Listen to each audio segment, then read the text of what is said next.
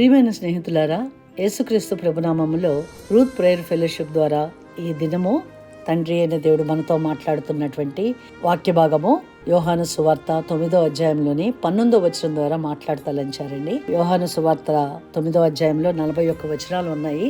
41 వచనాలు మనం చదివినట్లయితే ఈ వాక్యంలోని పూర్వాపరాలు అర్థమవుతాయి. మొదటి వచనములో పుట్టి గుడ్డివాడైనటువంటి ఒక వ్యక్తి భిక్షగాడుగా అడుక్కుంటూ ఉండగా శిష్యులు యేసుప్రభువును చూసి ఇతను పాపం చేశాడా, ఇతని తల్లిదండ్రులు పాపం చేశారా అని ప్రశ్నించినప్పుడు యేసుప్రభు 3వ వచనంలో అంటున్నారు కదా, వీడైనను వీరిని కన్నవారైనను పాపము చేయలేదు, కానీ దేవుని క్రియలు వీని యందు ప్రత్యక్షపరచబడుటకే వీడు గుడ్డివాడుగా పుట్టెను అని అన్నారు. 4వ వచనంలో అంటున్నారు కదా, పగలున్నంత వరకు నన్ను పంపిన వాని క్రియలు మనము చేయుచుండవలెను. అదండి దేవుని యొక్క ఉద్దేశము. ఈ దినము మనతోటి యేసుప్రభువే చెబుతున్నారు. ఆ రోజున శిష్యులతో చెప్పారు, ఈ రోజున మనతో చెబుతున్నారండి. మనము కూడా సజీవుడిగా ఉన్న ఆ దేవాది దేవుడు ఆ రోజుల్లో ఏమైతే చేశారో ఈ దినమున మనలో నివసిస్తూ మన ద్వారా ఇలాంటి కార్యాలు జరగాలని దేవుడు ఉద్దేశించి ఉన్నారండి. అందుకనే 4వ వచనములో పగలున్నంత వరకు నన్ను పంపిన వాని క్రియలు మనము చేయుచుండవలెను. ఆ మనములో ఈ దినం మీరు నేను ఉన్నాము. మనల్ని అయితే దేవుని కృపలో తన బిడ్డలుగా తను ముద్రించుకున్నారు. మనకి వాక్యం ద్వారా మనము ఆయన జత పరివారమని ఆయన వివరిస్తున్నారండి. మనతో మాట్లాడతలిచిన వాక్యము 19వ వచనం అన్నాను కదా, 19వ వచనం నుంచి కొన్ని మాటలు చూద్దాము. గుడ్డివాడై పుట్టినని మీరు చెప్పు మీ కుమారుడు వీడేనా? అలాగైతే ఇప్పుడు వీడేలాగు చూచుచున్నాడని వారిని అడిగిరి. అందుకు వాని తల్లిదండ్రులు, వీడు మా కుమారుడనియు వీడు గుడ్డివాడిగా పుట్టిననియు మేము ఎరుగుదము. ఇప్పుడు వీడేలాగు చూచుచున్నాడో ఎరగము. ఎవడు వీని కన్నులు తెరిచెను అదియు మేము ఎరగము. వీడు వయసు వచ్చినవాడు, వీనినే అడుగుడే, తన సంగతి తానే చెప్పుకొనగలడని వారితో అనిరి. వాని తల్లిదండ్రులు యూదులకు భయపడి అలాగు చెప్పురి. ఎందుకనినా ఆయన క్రీస్తు అని ఎవరైనానో ఒప్పుకొని ఎడల వానిని సమాజ మందిరంలో నుండి వెలివేతుమని యూదులు అంతకు మునుపు నిర్ణయించుకొని ఉండిరి. కావున వాని తల్లిదండ్రులు వాడు వయసు వచ్చినవాడు వానిని అడుగుడనిరి. ఎవరైతే యేసుప్రభుని యేసు అని ఒప్పుకుంటారో ఆ ఒప్పుకున్న వారిని వెలివేయటానికి యూదులు నిర్ణయించారు. కనుక భిక్షగాని యొక్క తల్లిదండ్రులు భయముతో మాకు తెలియదు, వాడు వయసు వచ్చిన వాడు కాబట్టి అతన్ని అడగమన్నారండి. ఆ విధమైనటువంటి దినములు ఆ రోజుల్లో ఉన్నాయి, ఈ రోజుల్లో కూడా ఉన్నాయి. కానీ మనమైతే క్రీస్తు కొరకు బ్రతుకుట క్రీస్తు అయితే చావైతే లాభమని పౌలు మహాశయుడు చెప్పినట్లుగా అలాంటి స్థిర నిర్ణయముతో మనము ఉండవలసిన దినములలో మనం ఉన్నాము.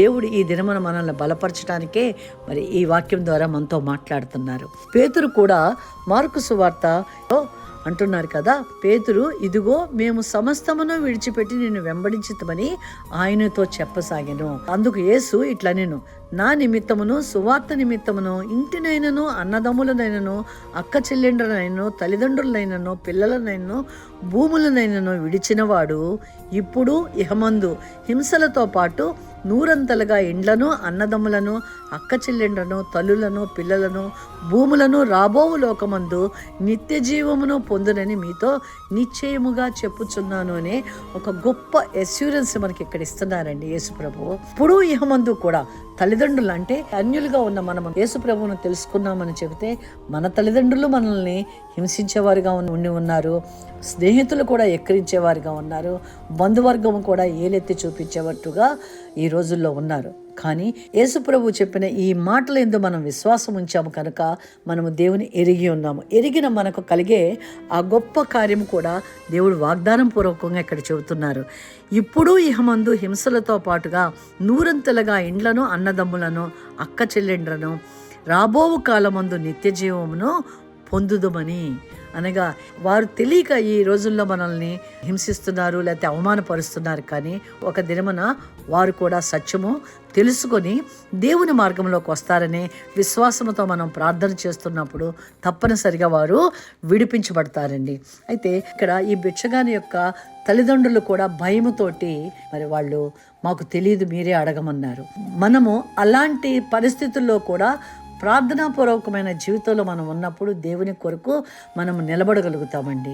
ఈ వాక్యం ద్వారా మనకు దేవుడు బోధిస్తున్నది వాక్యానుసారమైన జీవితము, క్రీస్తును అనుసరించటము, క్రీస్తుకు ప్రాధాన్యత ఇవ్వటం అనే ఆ అంశంలో మనకి ఇక్కడ బోధించబడుతోందండి. బిచ్చగాడు కూడా ఇక్కడ మాట్లాడుతున్నాడు కదా. 11వ వచనంలో వారు అతన్ని అడిగినప్పుడు, యేసు అని ఒక మనుషుడు బురద చేసి నా కన్నుల మీద పూసి, నీవు సిలోయమను కోనేటికి వెళ్ళి కడుగుకొనమని నాతో చెప్పాను. నేను వెళ్ళి కడుగుకొని చూపు పొందితినని నేను. మరల వాళ్ళు అడిగినప్పుడు 17వ వచనం వచ్చేటప్పటికి, కాబట్టి వారు మరలా ఆ గ్రుడ్డివానితో, అతడు నీ కన్నులు తెరిచినందుకు నీవు అతనిని గూర్చి ఏమనుకొనుచున్నావని అడగగా వాడు, ఆయన ఒక ప్రవక్త నేను. అలాగే 30వ వచనంలో మరలా అడిగినప్పుడు అతను అంటున్నాడు కదా, అందుకు ఆ మనుషుడు, ఆయన ఎక్కడి నుండి వచ్చినో మీరు ఎరుగకపోవట ఆశ్చర్యమే, అయినను ఆయన నా కన్నులు తెరిచెను. దేవుడు పాపుల మనవి ఆలకింపడని ఎరుగుదము. ఎవడైనను దేవభక్తుడయ్యుండి ఆయన చిత్తము చొప్పున జరిగించిన ఎడల ఆయన వాని మనవి ఆలకించును. పుట్టుగుడ్డు వాని కనులు ఎవరైనానో తెరిచినట్లు లోకము పుట్టినప్పుడు నుండి వినబడలేదు. ఈయన దేవుని యొద్ద నుండి వచ్చినవాడు కాని ఎడల ఏమీయూ చేయనేరడని వారితో చెప్పెను. బిచ్చగాడు ఆ పరిసయ్యులు అడిగినప్పుడు మొదట ఒక మనుషుడు అన్నాడు, తర్వాత ప్రవక్త అన్నాడు. మనకి ఈ వచనాలు చదవటంలోని అర్థం ఏమిటి, మనం ఇన్ని మాటలు చెప్పుకోవటంలో, వాక్యమంతా మనము పరిశీలించటంలోని భావం ఏమిటంటేనండి, మనము వాక్యము చదువుతూ ఉండగా వాక్యము మనల్ని దేవునిలో బలపరుస్తూ దేవుని మార్గంలో మనల్ని స్థిరపరుస్తుంది. అప్పుడే మనము దేవుని నామాన్ని మహిమపరచగలము. ఎప్పుడైతే మనము దేవుని వాక్యాన్ని ధ్యానిస్తామో, దేవుని వాక్యాన్ని పఠిస్తామో, అప్పుడు మనము దేవుని మార్గంలో బలముగా స్థిరముగా ఉండగలము. ఆ తల్లిదండ్రులు భయపడ్డారు, వెలివేస్తారని. అది అక్కడ జరుగుతుంది. 34వ వచనంలో, అందుకు వారు, నీవు కేవలము పాపివై పుట్టిన వాడివి, నీవు మాకు బోధింపవచ్చితవా అని వానితో చెప్పి వానిని వెలివేసిరి. చూశారు కదండి, మనము శ్రమ పడవలసింది ఉంటే తప్పనిసరిగా శ్రమ వస్తుంది. కానీ ఆ శ్రమలో కూడా తప్పించటానికి ఆయన మార్గాన్ని తెరుస్తానని వాక్యంలోనే ఉన్నది. అయితే 35వ వచనంలో, పరిసయ్యులు వానిని వెలివేసిరని యేసు విని వానిని కనుగొని, నీవు దేవుని కుమారునియందు విశ్వాసం ఉంచుచున్నావా అని అడిగాను. అందుకు వాడు, ప్రభువా, నేను ఆయన యందు విశ్వాసం ఉంచుటకు ఆయన ఎవడని అడుగగా, యేసు, నీవు ఆయనను చూచుచున్నావు, నీతో మాట్లాడుచున్నవాడు ఆయనే అనెను. అంతటి వాడు, ప్రభువా, నేను విశ్వసించుతున్నానని చెప్పి ఆయనకు మొక్కెను. ఎప్పుడైతే యేసు ప్రభు మాట్లాడారో ఆయనకు మొక్కాడు, ఆయన అనుసరించడం ప్రారంభించాడు. ఏదో అతని తల్లిదండ్రులు భయపడి వెలివేస్తారనుకున్నారో, మనము పౌలు మహాశయుడు చెప్పినట్టుగా రోమా పత్రికలో 7వ వచనంలో, మనలో ఎవడునూ తన కోసమే బ్రతకడు, ఎవడునూ తన కోసమే చనిపోడు. మనము బ్రతికినను ప్రభువు కోసమే బ్రతుకుచున్నాము, చనిపోయినను ప్రభువు కోసమే చనిపోవచ్చున్నాము. కాబట్టి మనము బ్రతికినను చనిపోయినను ప్రభు వారమై ఉన్నాము. అదండి, అలాంటి స్థిరత్వంలోకి మనం వెళ్ళినప్పుడే క్రైస్తవత్వంలో మనము నిలబడగలమండి. అలాంటి గొప్ప స్థిరమైన మనసు మనము కలిగి ఉండాలి అని అంటే వాక్యము చదవటము, వాక్యమును ఉన్నది ఉన్నట్టుగా విశ్వసించి మనము జీవము కలిగిన దేవుణ్ణి అనుసరించినప్పుడు ఈ లోకమునకు భయపడక బ్రతుకుట క్రీస్తు అయితే చావైతే లాభమనే స్థిరత్వంతో మనము నిలబడినప్పుడు దేవుని నామాన్ని మహిమపరచగలము. ఏదైతే బిచ్చగాని యొక్క తల్లిదండ్రులు భయముతో వాళ్ళు దూరంగా ఉన్నారు.